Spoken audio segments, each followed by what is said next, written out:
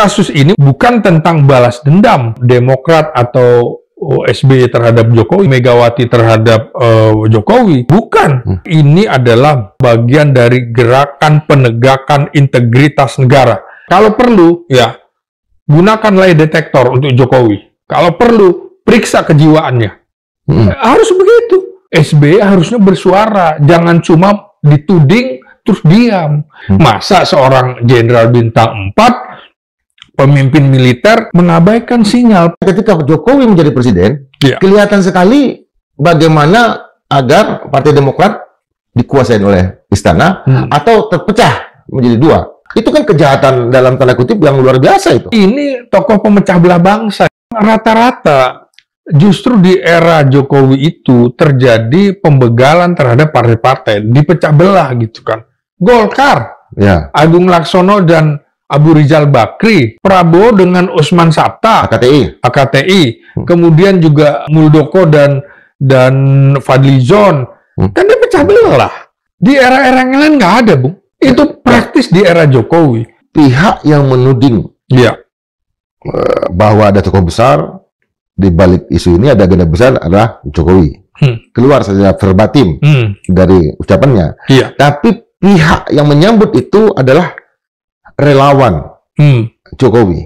Untuk kepentingan apa, Bang? Pihak yang melawan Jokowi itu dalam dugaan ijazah palsu, ini adalah perjuangan moral.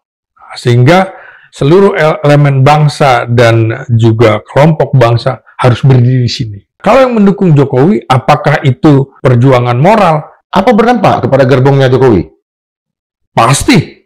Kalau itu kemudian terbukti palsu, ini maka dia pertahankan mati-matian.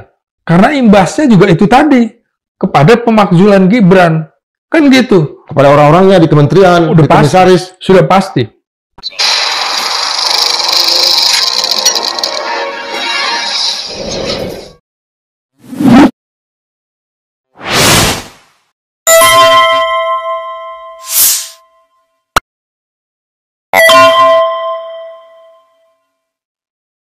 Sobat Mario, setahun setelah Presiden Susilo Bambang Yudhoyono terpilih, muncul satu sosok yang terpilih menjadi wali kota Solo, yaitu Joko Widodo. Nah, 10 tahun Pak SBY menjadi presiden, lalu kemudian digantikan oleh Joko Widodo yang juga menjabat selama 10 tahun. Dalam 1 minggu terakhir, kita mendapatkan isu tentang yang dimulai oleh Pak Jokowi sendiri. Ada aktor besar di belakang isu ijazah yang terkait dengan Jokowi. Relawan Pak Jokowi mengaitkan tokoh besar itu ada di Partai Biru yang kemudian diidentikan dengan Partai Demokrat. Nah, untuk membahas apa yang terjadi di balik persengketaan ini, kita menghadirkan kembali analis politik terkhusus di bidang pertahanan keamanan dari Universitas Nasional, Bang Slamet Ginting. Ya. Sehat, Bung. Ini warna biru ya? Warna biru. Apa yang Abang lihat dari reuni yang dilakukan oleh Pak Jokowi? Itu reuni 45 tahun. Fakultas Kehutanan UGM yang banyak juga kemudian dikritisi oleh netizen, mestinya itu 40 tahun karena 45 tahunnya terhitung sejak tahun 80, bukan sejak tahun 85 ketika mereka menyelesaikan studinya di Universitas Gajah Mada. Kenapa yang reuni itu berpakaian biru semua, Bang? Pertama gini, kalau untuk SD, SMP, SMA yang disebut angkatan adalah angkatan tahun kelulusan.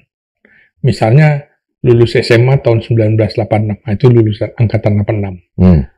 Tapi kalau kuliah itu yang disebut angkatan adalah tahun masuk, bukan tahun keluar. Nah, ini bedanya. Nah, kan memang diduga Jokowi tahun masuknya 1980. Jadi nggak ada yang salah dengan jumlah sekian tahun reuni. 45 tahun. Nah, kalau militer juga angkatan yang disebut sama seperti SMA, tahun keluar. Nah, tapi kalau perguruan tinggi biasa, non-militer, ada tahun masuknya. Nah, itu menarik kemudian bagaimana dengan kaos birunya, di mana Jokowi justru tidak menggunakan kaos biru, ya kan? Jadi siapa dia? Kan gitu. Kaosnya tidak putih? Iya, dia selalu dengan baju putihnya. Nah, reuni itu tidak berarti dia lulusan gitu ya. Karena kalau kita mengadakan reuni, misalnya reuni SMA nih, kan ada teman kita juga yang dulu nggak naik kelas, gitu, boleh ikut. Nah, yang pindah ke sekolah lain boleh ikut, gitu. Ya artinya reuni itu tidak menandakan bahwa itu sama-sama lulus tahun segitu. Saya ingin menggambarkan begini. Di militer, kebetulan SBY, Prabowo, dan Ria Mijat, serta Tri Tamtomo, dan lain-lainnya, itu masuk tahun 1969. Tapi SBY lulus tepat waktu, tahun 73. Sementara Prabowo dengan Ria Mijat, Tri Tamtomo, lulusnya 74. Ini karena tidak naik kelas ketiganya. Tapi di dalam reuni 1973, Prabowo, Ria Mijat, Tri Tamtomo hadir. Karena dia lebih dekat dengan teman-temannya itu sejak tahun masuk 69. Sementara dengan Safri Samsudin yang sama-sama 1974, akhirnya Prabowo sekolahnya 5 tahun ya. Dulu kan 4 tahun akademinya. Bersama Safri Samsudin, Safri dulu adik kelasnya, jadi tapi lulusnya bareng. Nah, Prabowo itu selalu diundang kalau ada reuni 1973. Padahal dia lulus 1974. Jadi dia 73 dan 74 diundang. Nah, seperti itu. Itu kalau di militer. Nah, bisa direfresh sedikit, Bang. Kenapa Pak Prabowo, Ria Mijat sama Tri Tamtomo ini terlambat? Ia dianggap waktu itu indisipliner karena terlambat masuk di kesatrian akademi militer. Misalnya harus masuk tidak boleh di atas pukul 18.00 sebelum maghrib. Nah, ini datang di belakangan, jadi malam baru tiba. Nah, di militer itu nggak ada urusan. Hukumannya sampai setahun? Hukumannya nggak naik. Nggak naik tingkat? Nggak naik tingkat. Padahal waktu itu gubernur akademi militernya adalah Mayor Jenderal Sarwo Edi Wibowo. Ya. Sarwo Edi tahu bahwa Prabowo sedang dekat dengan anaknya Presiden Soeharto, Titi. Nggak peduli dia. Dan dia tahu Ria Mijat ini anaknya Mayor Jenderal Riyakudu. Nggak peduli dia. Nah gitu kan? Ya. Jadi walaupun anak petinggi, anak jenderal, nggak disiplin, nggak naik tingkat, nggak ada urusan. Jadi itu kan disiplin di situ. Disiplin di tubuh militer. Ya, jadi nggak peduli tuh soal Prabowo bersama Susilo Bambang Yudhoyono adalah taruna pilihan kalau ada tamu-tamu asing yang dia nemani.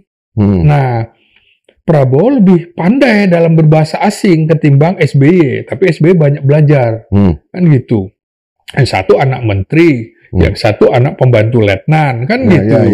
Jauh. Pak SBY pembantu letnan ya? Ya, Ria Mijat, ayahnya panglima perang kan. Waktu menumpas PKI di Kalimantan, bapaknya panglima di sana. Gitu, nggak peduli, gitu loh. Nah, jadi menurut saya di dalam kasus ini harusnya SBY juga Prabowo bersuara. Kenapa? Dia nggak ada tingkat, dia umumkan kok bahwa saya harusnya 73, tapi karena saya anak nakal, saya lulusnya jadi 74. Jujur kan? Nah, Megawati juga begitu kan? Dia pernah sekolah di Unpad, pernah sekolah di UI, tapi nggak selesai. Kan nggak ngaku-ngaku sarjana dari Unpad dan dari UI. Kan begitu. Gus Dur dari Al-Azhar, Kairo kalau nggak salah. Nggak lulus. Ya dia ungkapkan itu. Jadi jangan ngaku-ngaku gitu loh. Kalau nggak lulus, ngaku lulus gitu kan. Bung Indra ngaku lulus kan? Karena lulus. Nah, ini kan belajar ya pengalaman bagaimana Presiden Soekarno dulu, orang tahu dia lulus kok sarjana teknik sipil, ITB. Nah, Muhammad Hatta itu lulus sarjana ekonomi kan dari Belanda. Kan gitu. Ya, jadi betul-betul lulus. Nah, Gus Dur Megawati nggak lulus ngaku gitu kan. Ya, Ma'ruf Amin, iya dia cuma sampai sarjana muda, ya ngaku sarjana muda, bukan dia ngaku sarjana. Toh akhirnya dia dapat doktor honoris causa, bahkan profesor kan, ahli di bidang ekonomi syariah ya. Ekonomi syariah, sama dengan Hamzah Has, wakil presiden kita dulu, cuma sampai sarjana muda kan. Tapi siapa yang meragukan dia? Ahli APBN, ya enggak? Jadi kasus Jokowi itu menurut saya SBY harusnya bersuara, jangan cuma dituding terus diam. Dia harus bersuara. Kenapa? Karena pada saat SBY menjadi presiden, Jokowi tampil. Tampil sebagai apa? Dia tampil sebagai wali kota kan, tahun 2005. Nah, pertanyaannya ini kan ironi. Ironinya adalah SBY itu presiden. Dia panglima tertinggi ya untuk TNI gitu kan kira-kira. Nah, persoalannya dia kan punya otoritas di kepolisian, ya kan, otoritas intelijen, otoritas kejaksaan, otoritas di Kementerian Pendidikan dan Kebudayaan misalnya di Inspektorat Jenderal Kementerian Pendidikan, kan dia bisa tanya, memverifikasi ini ada orang mau mengusulkan diri, mendaftarkan diri menjadi pejabat publik. Nah, ijazahnya gimana? Nah, harusnya kan diverifikasi dong. Nah, ini menurut saya dalam tanda petik kesalahan SBY juga. Kenapa dia punya kewenangan? Harusnya dia memverifikasi keaslian ijazah Jokowi sejak awal 2005 itu. Namun ini kan tidak dilakukan secara konkret oleh SBY dan mestinya juga gugatan terhadap keaslian para pejabat itu Jokowi ya di eranya SBY dia harus lakukan itu. Kalau enggak, ironi. Masa seorang jenderal bintang 4, pemimpin militer yang terlatih dalam membaca kecurigaan secara sistematis, mengabaikan sinyal pelanggaran itu. Apa karena waktu itu Pak Jokowi berlindung dalam tanda kutip di bawah bunker PDI Perjuangan, dan dimana kita tahu bahwa sejak Pak SBY maju menjadi presiden, itu hubungan dengan PDI Perjuangan menjadi berjarak. Ya, masuk akal itu. Nah, karena itu gini, SBY kan identik ya dengan tokoh demokrasi ya. Nah, ini kita akhirnya bicara tentang demokrasi substantif yang dikhianati. Ya, mengapa ya SBY mengkhianati demokrasi substantif itu? Karena sebagai tokoh demokrasi, pencetus apa istilah dia, demokrasi yang berkeadaban, gitu kan? Namun dia melakukan pembiaran adanya dugaan kecurangan identitas seorang calon wali kota. Jadi harusnya diabaikan walaupun PDIP itu Jokowi berada di dalam lindungan PDIP, dia harus ingatkan itu gitu kan. Nah, mengapa? Karena ini persoalan prosedur pemilu. Prosedur pemilu ya jangan khawatir. Karena ini kan bicara soal integritas moral dan juga bicara calon kepemimpinan, calon pemimpin di sebuah daerah. Jadi ironi demokrasi yang dibangun SBY ya di situ dia membiarkan demokrasi kita dikooptasi oleh figur yang membawa kecurangan di dalam pendaftaran pemilu.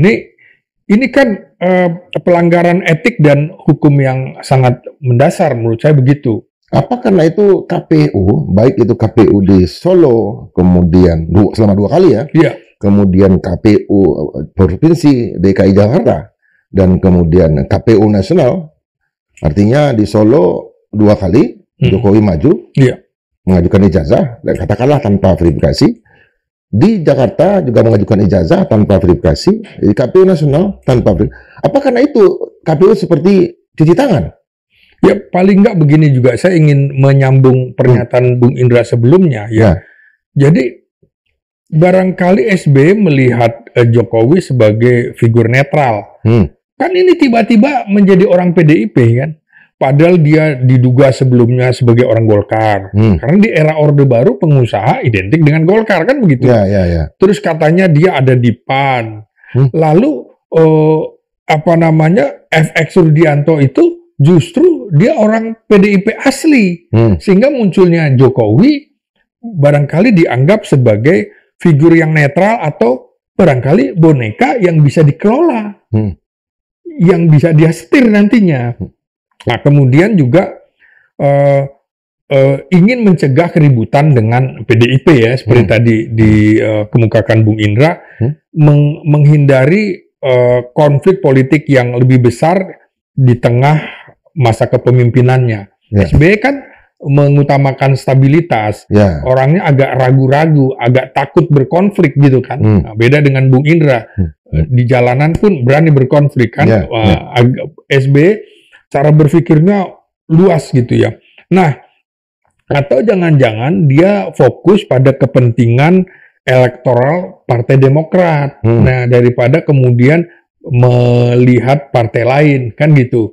Dia fokus aja terhadap Partai Demokrat. Nah, jadi di sini menurut saya harusnya kepentingan bangsa harus di atas kepentingan politik, politik elektoral, politik sesaat, termasuk berpikir kalau takut berkonflik dengan PDIP nantinya seperti apa. Sama dengan urusan KPU tadi.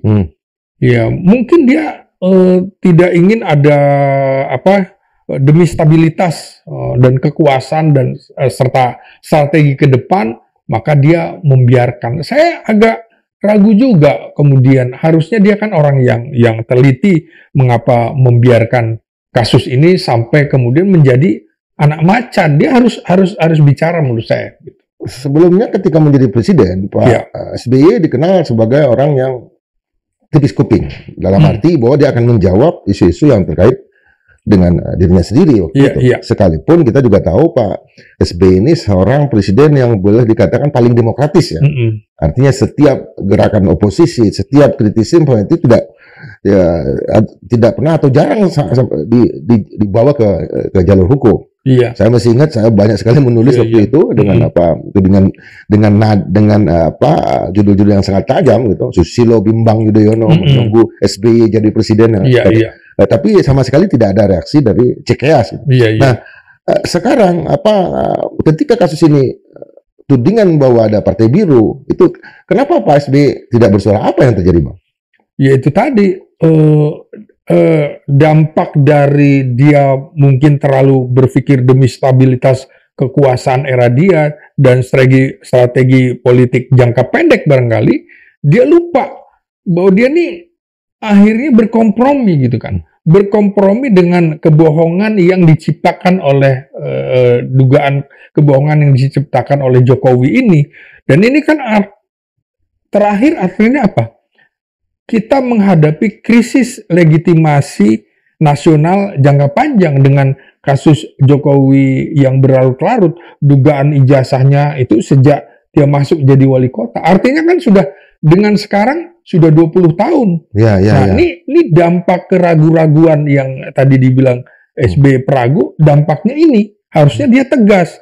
Nah, kan kalau dibilang begini ya, ini artinya seorang jenderal menghadapi seorang misterius. Jokowi seorang misterius ini kan.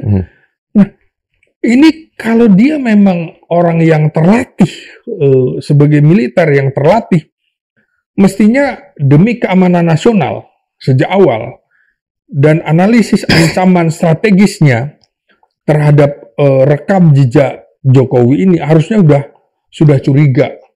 Kan tiba-tiba di reformasi ada di mana Jokowi? Kita di jalan pada saat reformasi kan. Betul. Kita menuntut apa yang nggak bagus dari Pak Harto harus kita perjuangkan, tapi kalau yang bagus lanjutkan. Jokowi ini siapa? Aktivis mahasiswa di mana? Kita jadi aktivis mahasiswa berkali-kali kan ditangkap polisi untuk mempertanggungjawabkan aksi-aksi demonstrasi kita. Nah, ini kan misterius nih. Kok ya tentara gitu ya tidak melihat ada misteri terhadap tokoh Jokowi ini? Siapa ini? Tiba-tiba muncul. Seharusnya kan kehadiran figur seperti Jokowi gini diverifikasi secara menyeluruh dan bukan sekedar euforia elektoral, oh dia disukai. Nggak cukup memilih pemimpin dengan euforia. Ini kita harus belajar dari pengalaman munculnya tokoh-tokoh misterius di Indonesia ini. Tapi kan kalau kita lihat dari sisi posisi Partai Demokrat sendiri, kan berseberangan dengan Jokowi, Bang, dalam 2 kali pilpres. Betul. Nah, sekarang kan yang orang tunggu ketika kasus tudingan terhadap Partai Demokrat ini muncul, konfrontasi yang dilakukan oleh para ini terjadi, itu saya cek akun X-nya Pak SBY malah bicara masalah geopolitik di ASEAN. Terkait konflik antara Thailand dengan Kamboja gitu, dan kemudian melukis. Terakhir dia melukis Monas. Apakah ini dilakukan oleh SBY atau memang oleh teman-teman di Partai Demokrat sendiri yang tidak ingin Pak SBY larut ke masalah seperti ini? Ya, bagi saya SBY juga terlalu harus bertanggung jawab karena dia membiarkan ini kan anomali sistemik ya munculnya Jokowi ini. Harusnya sudah dibaca. Artinya dia punya waktu dari 2005 sampai 2014 9 tahun itu karena Jokowi muncul setelah 1 tahun dia berkuasa kan. Yeah. Nah, harusnya dia lihat itu. Jadi ada anomali sistemik yang barangkali patut diduga ini ada infiltrasi dari pihak-pihak lain untuk menghancurkan bangsa dengan menampilkan figur Jokowi ini. Harusnya diperiksa siapa ini tokoh ini. Nah, mengapa sekarang nama SBY sedang diangkat dalam kasus Kamboja dan Thailand? Tahun 2011 SBY itu berhasil menyelesaikan konflik ini. Dia inisiatif diplomasi, satu. Kedua, menawarkan penyelesaian secara bilateral. Ketiga, menghadirkan Indonesia menjadi pengawas di daerah konflik itu. Dan keempat, dipantau oleh dunia internasional. Oh, ini betul-betul tokoh pemimpin ASEAN. Toh tahun 2007 juga dia menawarkan penyelesaian di Myanmar. Ketika junta militer Myanmar berkuasa, SBY sebagai orang background militer juga mengingatkan militer Myanmar, Anda bukan tidak boleh berkuasa, boleh, tapi lewat jalur demokrasi, pemilihan presiden seperti yang dilakukan dirinya, kan begitu. Nah, ini dianggap tokoh, makanya kalau bicara SBY dulu calon sekjen PBB masuk akal, dia mampu menyelesaikan beberapa kasus, tapi kemudian pendukung Jokowi mengusulkan dia menjadi sekjen PBB. Saya bilang mimpi apa coba? Rekodnya tidak ada ya? Rekodnya tidak ada. We walk the talk. Bagaimana mau jadi sekjen PBB begitu kan? Nggak realistis yang begitu.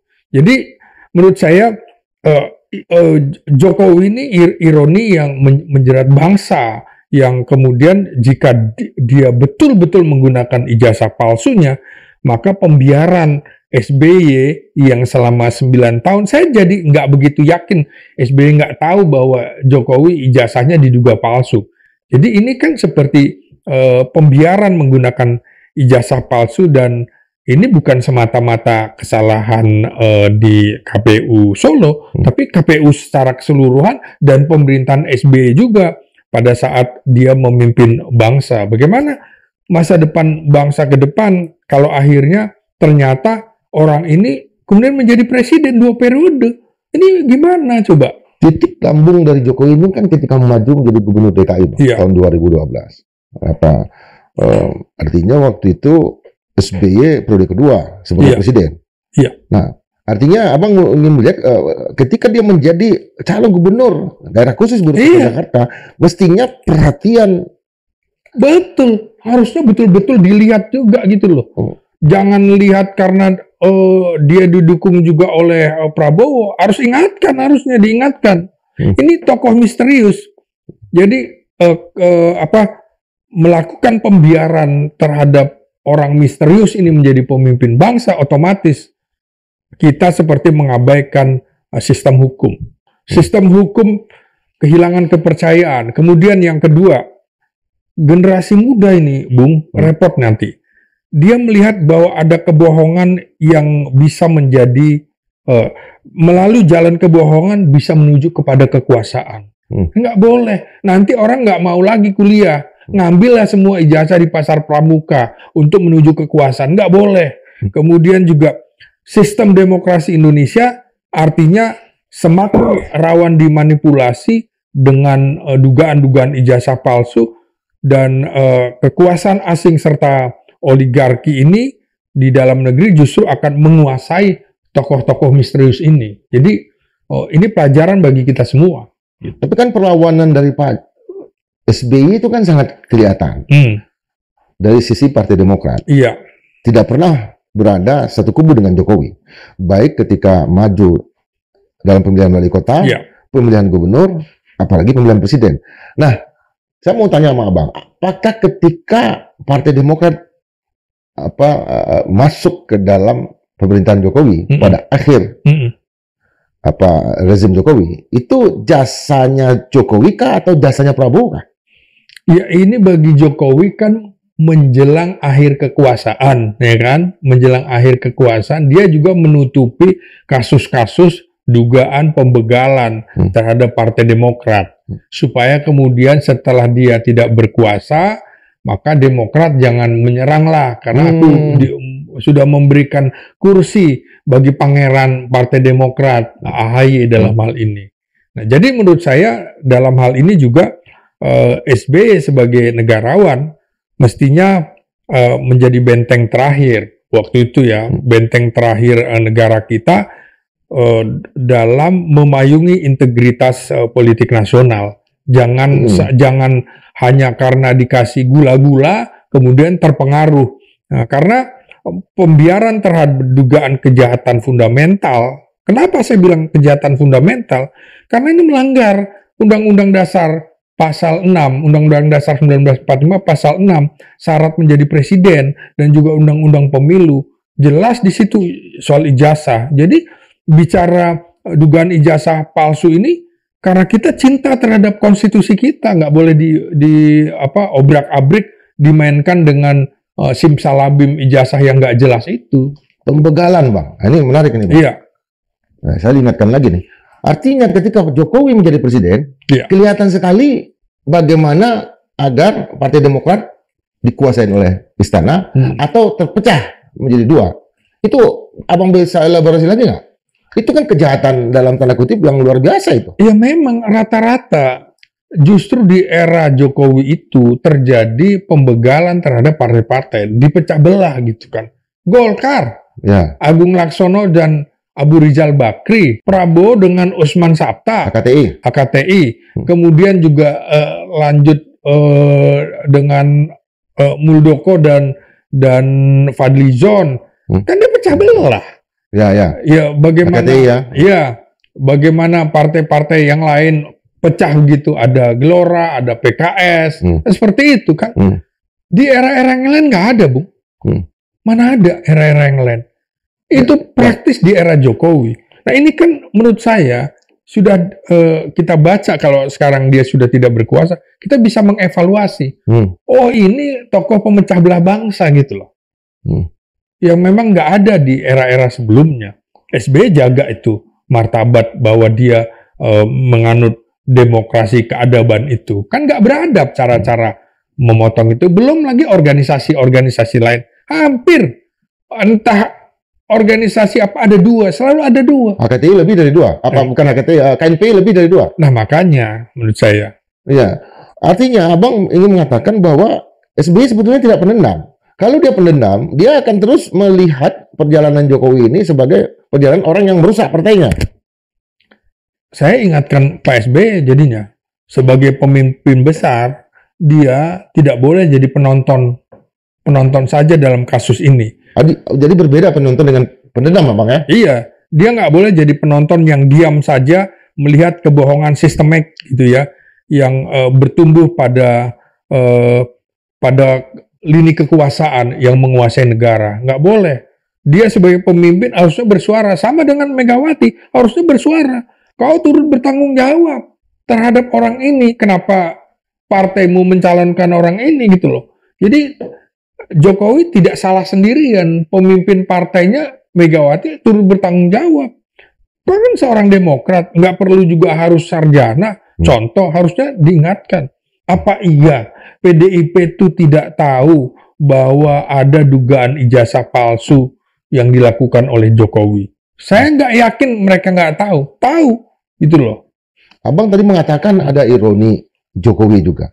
Sekarang kelihatan betul bagaimana Jokowi menggunakan ini ya, menggunakan institusi kampus untuk membentengi dirinya terhadap masalah yang sebetulnya terkait dengan masalah pribadi, yaitu dengan mengadakan reuni. Apa yang Abang mau katakan dengan Jokowi? Apakah dia sekarang sedang terdesak atau dia sedang dapat angin lah istilahnya untuk melakukan serangan balik? Nah, ini kan di masa Jokowi pemilihan rektor perguruan tinggi negeri kan dikuasai oleh presiden, harus ada persetujuan presiden. 35% ya? Iya, itu nggak boleh menurut saya, harus dikembalikan martabat kampus gitu kan. Ada majelis wali amanat, silahkan mereka milih gitu loh. Jangan Jokowi membatalkan. Nah, UGM jadi tersandera nih. Ini kan persoalannya, kok dia nggak berani melepaskan? Sudah banyak kasus di negara-negara lain seperti di Nigeria, dia berani membawa kasusnya sampai sekarang ke Mahkamah Agungnya yang mengaku bahwa dia lulusan Universitas Chicago atau Chicago University. Chicago University bilang nggak peduli walaupun dia presiden, dia bukan lulusan sini, nggak ada itu buktinya. Mudah Bung untuk meneliti itu gitu. Jadi sebenarnya kasus ini nantinya harus dibawa secara terbuka, pengadilan terbuka, semua boleh meneliti itu ijazahnya benar apa enggak. Bukan ditentukan oleh UGM, oleh polisi dan lain-lain. Karena ini syarat dengan kebohongan-kebohongan gitu, Jokowi. Udah terlalu banyak kita dibohongi. Jadi kalaupun dia bilang, saya sakit, jadi kita kadang nggak percaya dia sakit apa enggak gitu. Karena udah terlalu sering berbohong. Karena itu menurut saya, sebagai pemimpin, SBY, Megawati, dan juga Prabowo, dia punya kekuasaan untuk mencegah kehancuran bangsa ini dari dugaan ijazah palsu. Dan dia tidak boleh memilih diam saat benih-benih kemarahan rakyat ini sedang mencuat nih. Jangan sampai kemudian nantinya Jokowi justru diadili oleh rakyat. Harusnya pengadilan kita, pengadilan tata usaha negara bisa membawa persoalan ini, bukan mempidanakan orang, yang mempersoalkan dipidanakan, persoalkan dipidanakan. Enggak bisa begitu. Justru yang memalsukan itu yang harus dipidanakan, karena ancaman di dalam KUHP, kalau nggak salah pasal 263, jelas hukumannya 6 tahun bagi pihak-pihak yang memalsukan ijazah, gitu. Artinya yang Abang ingin lihat adalah Jokowi sekarang sedang ikut juga menenggelamkan UGM dengan cara melakukan reuni ini. Iya, menurut saya gitu. Loh, kemarin sudah ada reuni April, kok ada reuni lagi Juli? Kan aneh. Tiba-tiba reuni, mendadak reuni gitu. Ada apa gitu? Kok mendadak reuni? Reuni itu biasanya setahun sekali. Misalnya pas Lebaran ya. Atau halal bihalal itu kan. Ya. Rata-rata seperti itu. Saya kalau reunian tuh Lebaran, Bang. Iya, rata-rata seperti itu. Makanya bukan kemudian kok dalam rentang waktu 3 bulan ada 2 kali reuni. Ini aneh. Ada 2 kali Lebaran berarti? Ada 2 kali Lebaran. Nah, itu dia. Ini kan seperti Bang Toib, nggak pernah muncul, tiba-tiba sekarang muncul reuni, kan gitu. Ya. Ini aneh menurut saya. Apa Jokowi merasa yang lain itu tidak lagi bisa melindungi dia? Ya, menurut saya begini ya, soal dugaan ijazah palsu Jokowi itu, ini adalah kejahatan terhadap konstitusi dan juga kedaulatan rakyat. Jadi ini nggak main-main. Ini namanya konstitusi dan kedaulatan rakyat. Kenapa? Karena seorang calon presiden itu wajib memenuhi syarat sah secara hukum, kan begitu, dan konstitusional. Jadi ini bicara tentang konstitusional, bukan kemudian ada orang yang bicara apa urgensinya bicara ijazah itu, lebih baik apa yang sudah diberikan kepada negara. Enggak begitu. Ini kita bicara konstitusi, jangan abai, jangan mau kita tunduk terhadap orang yang hentikan pembahasan ijazah Jokowi. Enggak gitu. Karena kalau Jokowi terbukti memalsukan ijazahnya untuk mencalonkan diri ya sebagai presiden misalnya, itu jelas sejak awal bukan hanya sekedar pelanggaran administratif belaka, tapi juga pelanggaran terhadap Undang-Undang Dasar 1945, demokrasi, bahkan kehendak rakyat. Pihak yang menuding Ya, bahwa ada tokoh besar di balik isu ini, ada agenda besar adalah Jokowi. Keluar secara verbatim dari ucapannya. iya. Tapi pihak yang menyambut itu adalah relawan Jokowi. Untuk kepentingan apa, Bang? Ya untuk kepentingan politik, karena dia udah panik menurut saya. Kan awalnya katanya mau pensiun, mau balik ke Solo.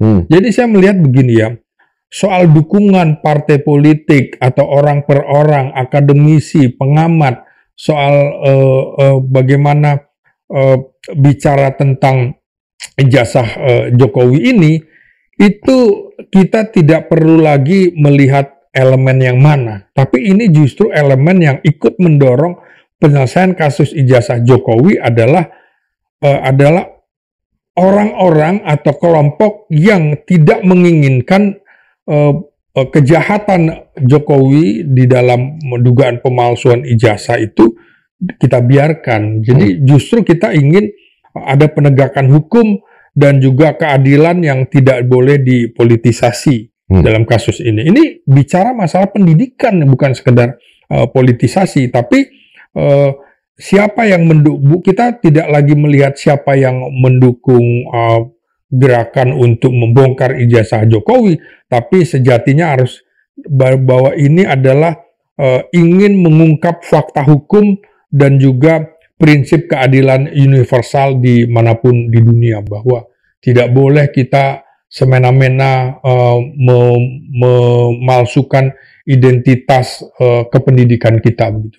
Kalau Abang lihat kredibilitas dari para pendukung Jokowi dalam kasus ijazah ini dibandingkan dengan yang mengkritisi ini, mana yang lebih kredibel, Bang? Nah, tentu saya ingin mengatakan begini. Pihak yang melawan Jokowi itu dalam dugaan ijazah palsu, ini adalah perjuangan moral. Sehingga seluruh elemen bangsa dan juga kelompok bangsa harus berdiri di sini. Itu dia memperjuangkan moral. Nah, kalau yang mendukung Jokowi, apakah itu perjuangan moral? Saya kembalikan kepada Bung Indra untuk menjawab itu. Karena kasus ini menurut saya bukan tentang balas dendam PDIP atau Megawati terhadap Jokowi, bukan balas dendam Demokrat atau SBY terhadap Jokowi, bukan. Tetapi ini adalah bagaimana kita memulihkan martabat bangsa. Itu tidak boleh siapapun yang mendukung penyelidikan dan hukum dalam kasus dugaan ijazah palsu Jokowi ini adalah bagian dari gerakan penegakan integritas negara, karena kebenaran dan hukum tidak mengenal loyalitas partai, loyalitas kelompok. Sekalipun Jokowi masih punya pengaruh politik yang kuat, tapi bukan berarti kita harus menyerah melawan kekuatan-kekuatan itu. Dalam kuliah komunikasi nih, Bang, terutama jurnalistik, ada yang disebut dengan agenda setting, konstruksi realitas. Yang menarik adalah ketika menyangkut masalah ijazah ini, Jokowi mensatu nafaskan dengan pemakzulan Gibran. Kasus ijazah palsu, kasus pemakzulan Mas Gibran, itu agenda besar dan segala macam. Nah, sekarang itu digunakan untuk menghajar Partai Demokrat dan terutama AHY. Apa kelihatan betul kan itu kan dua hal yang berbeda. Yang memixkan itu, mencampur adukkan itu Jokowi. Berarti memang benar terjadi persaingan antara Gibran dengan AHY. Ya sudah pasti untuk ke depan. Tapi saya ingin sekali lagi mengingatkan Presiden Prabowo. Presiden Prabowo harus berdiri di garis depan perlawanan terhadap dugaan ijazah palsu Jokowi maupun upaya penyesatan konstitusi yang dilakukan keluarga Jokowi untuk menaikkan Gibran. Prabowo harus diingatkan itu. Karena jika Presiden Prabowo sungguh-sungguh mencintai bangsa ini, maka dia tidak boleh berkompromi dan melakukan sandiwara politik dengan keluarga Jokowi. Karena dengan pemalsuan, dengan manipulasi, dan pengkhianatan yang dilakukan oleh keluarga Jokowi ini, yang diduga dilakukan oleh keluarga Jokowi ini, tentu saja akan merusak sendi-sendi sistem negara kita. Jadi Prabowo harus kita ingatkan juga, bangsa ini tidak akan pernah benar-benar merdeka dan berdaulat jika pemalsu ijazah dibiarkan bebas dan mewarisi kekuasaannya kepada keluarganya. Bagaimana caranya, Prabowo? Ini kan ada situasi ironi SBY Jokowi. Ada konfrontasi yang dibikin terutama oleh relawannya Jokowi. Apa yang harus dilakukan oleh Pak Prabowo setelah pertemuan dengan Jokowi? Apakah Pak Prabowo harus bertemu juga dengan Pak SBY? Ya, saya kira para mantan presiden harus berembuk juga, harus mengambil sikap. Karena yang malu ini bangsa nih. Kalau kasus Jokowi yang malu bangsa nih. Bukan cuma UGM, bangsa. Jadi mereka harus juga mengambil keputusan. Nggak boleh ada kasus. Harus berani memutuskan. Memang misalnya pengadilan nantinya memutuskan ijazahnya palsu, ya sudah. Presiden Prabowo punya hak kemudian memberikan grasi pengampunan kepada Jokowi daripada berlarut-larut menurut saya. Jadi ini lagi-lagi bukan soal balas dendam, tapi ini dukungan dari segala elemen bangsa untuk menyelesaikan kasus yang mempermalukan kita di mata internasional. Karena nanti ujung-ujungnya kan dikatakan bahwa yang punya kuasa sekarang kan Prabowo, bukan lagi SBY, Bang. Artinya kasus ini naik terus di era Prabowo, seolah-olah menutupi masalah-masalah yang lain. Nanti para relawan juga akan mengatakan menuding Prabowo itu. Ya, makanya saya bilang Prabowo harus berada di garis depan dalam kasus ini, bahwa dia harus berani menyatakan dia tidak mendukung kepalsuan, dia tidak mendukung penipuan dalam kasus identitas, dalam kasus ijazah ini. Karena kalau tidak, itu merusak martabat bangsa. Ya Prabowo sekarang yang sedang memimpin, ya dia yang harus berada di garis depan. Makanya tadi saya kemukakan soal SBY, karena Jokowi muncul di era SBY menjadi presiden. Nah sekarang tanggung jawab renteng itu juga harus ada pada mereka. Berembuk, udahlah ambil keputusan ini. Karena ini berlarut-larut. Kapan selesainya? Nggak akan selesai nih. Nggak akan selesai. Nggak akan selesai. Kecuali betul-betul kasus ini dibawa secara terbuka di pengadilan tata usaha negara. Semua berhak meneliti. Termasuk kalau Jokowi tidak percaya terhadap Rismon dan kawan-kawan, Roy Suryo, Rismon dan kawan-kawan, ya undang yang lain. Pakar yang lain ya? Pakar yang lain. Ahli asing. Digital forensik. Iya, betul. Atau sebaliknya, kita juga bisa undang pakar-pakar asing. Betul, bisa. Ini nggak boleh berlarut-larut kasus ini, gitu loh. Jadi harus berani juga. Kalau perlu, ya gunakan lie detektor untuk Jokowi. Bohong atau tidak. Kalau perlu, periksa kejiwaannya. Harus begitu. Kalau enggak, gimana kita? Pakai undang-undang kesehatan jiwa ya? Iya. Nah, periksa dia. Kalau enggak, repot kita. Egy Sujana udah mulai membawa kasus ini ke Mahkamah Internasional. Amnesty Internasional. Amnesty Internasional. Iya, ya. Artinya Amnesty Internasional. Ini apa yang ingin dikatakan oleh gerakan ini? Loh, karena apa yang dilakukan oleh kepolisian, Barreskrim tiba-tiba menyetop kasus ini, loh, dia ngerti apa soal itu? Bukti dah. Kita punya pengalaman ketika uji forensik tidak dilakukan. Ini kan harus uji forensiknya dilakukan secara terbuka. Kertasnya betul nggak? Kertas sesuai ijazah itu. Fotonya foto siapa nih?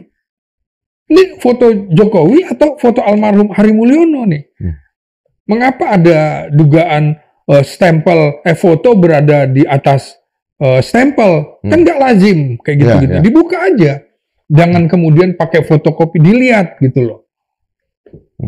Supaya kemudian martabat dia kalau betul-betul ijazahnya betul, ya udah terhormat. Ini berarti ketika Amnesty Internasional katakanlah menyambut ini, borok-borok bangsa ini akan sangat terbuka. apa Iya. artinya bukan borok-borok bangsa ini, tetapi ada seseorang yang misterius yang tidak jelas ijazahnya dan sekarang tiba-tiba bisa menjadi presiden. Bangsa ini dianggap terlalu lemah untuk mengantisipasi itu. Ya memang. Makanya sekarang orang menunggu ketegasan Prabowo. Walaupun Anda dekat dengan presiden yang lama, Jokowi, tapi Anda dalam kasus ini harus tegas. Coba aja kalau kita lihat orang-orang yang mendukung Jokowi bahwa itu ijazahnya asli dengan yang menggugat, coba lihat kredibilitas mereka itu, kepakarannya gitu loh. Memang si Sylvester di situ kepakarannya enggak kan? Terus siapa lagi? Yang lain Anda sebutkan, nggak ada kepakarannya di situ, nggak ada. Mereka di belakang mereka hanya pakai relawan-relawanan, dan kita udah sepakat bahwa relawan itu udah bubar pada 20 Oktober 2019. Ya, karena saya juga ketua relawan dulu. Ya makanya, artinya kan sudah ajang kontestasinya udah selesai, berarti harusnya selesai juga. Nah makanya menurut saya Jokowi sangat panik, menuding pihak-pihak lain. Ini satu paket soal tudingan dugaan ijazah palsu dengan pemakzulan Gibran sebagai cawapres. Kan kalau kita lihat sudah mulai kelihatan melawan Gibran. Kemarin katanya saya disuruh ke Papua. Ya.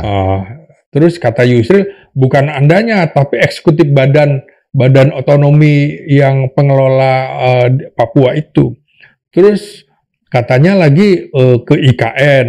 Kan yang menarik akhirnya kata biru itu ya bukan hanya merujuk kepada Demokrat. Tapi Nasdem juga kan partai biru, PAN juga partai biru. Tapi kalau lihat Nasdem, kan jelas Nasdem mengusulkan kalau memang itu tidak disahkan sebagai ibu kota negara baru, maka sudahlah IKN itu jadi ibu kota Kalimantan Timur saja, ya kan? Tapi kalau disahkan, maka Gibran yang ke sana mewakili kepresidenan, tinggal di IKN, bukan di Jakarta. Nah, kan kemudian figur Surya Paloh juga orang yang berani melawan Jokowi pada Pilpres, kan tidak memilih orang yang disorongkan oleh Jokowi. Kan figurnya artinya bisa SBY, bisa juga Surya Paloh, orang yang tokoh-tokoh politik besar, kan gitu. Besar dan biru ya? Iya, besar dan biru. Lain hal dengan PAN, yang memang lengket benar sama Jokowi, sehingga kita nafikan itu. Tinggal Demokrat dan Nasdem yang kritis, kan gitu. Nah, tadi kembali lagi ke awal, Bang. Iya. Apa yang Abang tunggu dari Pak SBY untuk menyelesaikan ironi ini? Memberikan tanggung jawab sejarah gitu. Iya, yang saya bilang tadi, ironi SBY itu, maka dia harus berani tampil ke depan, ya dia sebagai pemimpin yang punya integritas, harusnya mencegah kehancuran bangsa daripada memilih diam dan benihnya justru akan merusak sendi-sendi berbangsa dan bernegara. Dia nggak boleh diam, dia harus bersuara, karena kalau dia diam maka dia dianggap melakukan pembiaran terhadap dugaan kejahatan fundamental yang dilakukan oleh Jokowi dalam dugaan ijazah palsu ini. Jadi dia tidak boleh diam, dia harus bersuara bahwa seorang pemimpin besar itu harus menjadi contoh, bukan hanya menjadi penonton yang mendiamkan. Padahal dia Jokowi muncul pada saat dia SBY sedang berkuasa begitu. Taruhlah Pak SBY memberikan sikap yang lebih clear, lebih terang benderang. Iya. Katakanlah supaya bangsa ini tidak terus-menerus membicarakan masalah-masalah yang cuma menyangkut perseorangan dan segala macam. Mestinya Presiden Prabowo melakukan keberpihakan untuk mengungkap masalah ijazah ini dengan seterang-terangnya, secara saintifik, secara ilmiah, dengan cara katakanlah memberikan bentuk ijazah ini kepada pakar, dan pakar itu dibentuk oleh komisi independen, forum rektor, katakanlah begitu. Kan muncul sikap dari SBY. Nanti Pak Prabowo itu bertindak apa, Bang? Ya sekarang Prabowo sebagai kepala negara, sebagai kepala pemerintahan, ya dia tidak boleh kemudian menjadi tokoh yang ironi juga.